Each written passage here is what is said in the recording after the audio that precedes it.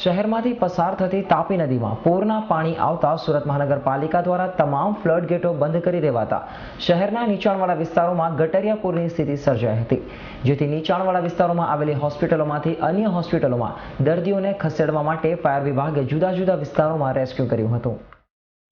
સુરત શહેરમાં રવિવારે રાત્રિથી જ સુરતમાં પૂર આવવાની અફવાએ લોકોને દોડતા કરી દીધા હતા। જોકે તંત્ર દ્વારા સતત મોનિટરિંગ હાથ ધરી કરાયેલી સરાહનીય કામગીરીના કારણે સુરત શહેરના માથેથી પૂરની આફત ટળી ગઈ છે।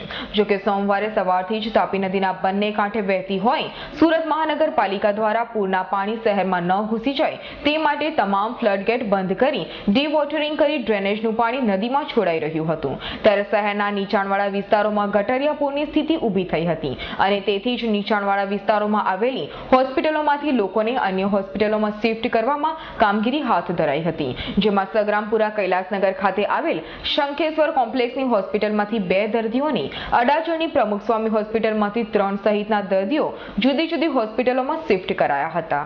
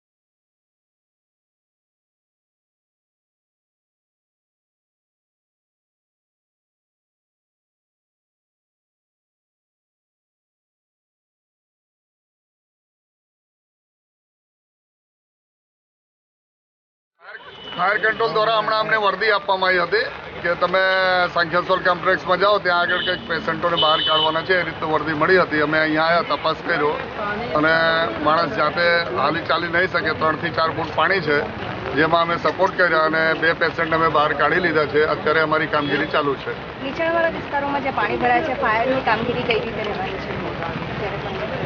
ત્યાં આગળ પણ રેસ્ક્યુ કામ ચાલુ છે અત્યારે, અને જે સિરિયસ કેસો છે એને અમે પહેલાં અગ્રિમમાં આપીએ છીએ અને જે આગળ ફૂડ પેકેટ અથવા પાણીની જરૂર છે ત્યાં પહોંચાડવાનું ચાલુ છે। અત્યારે ફાયર બ્રિગેડ ટોટલ કામ ચાલુ રાખ્યું છે।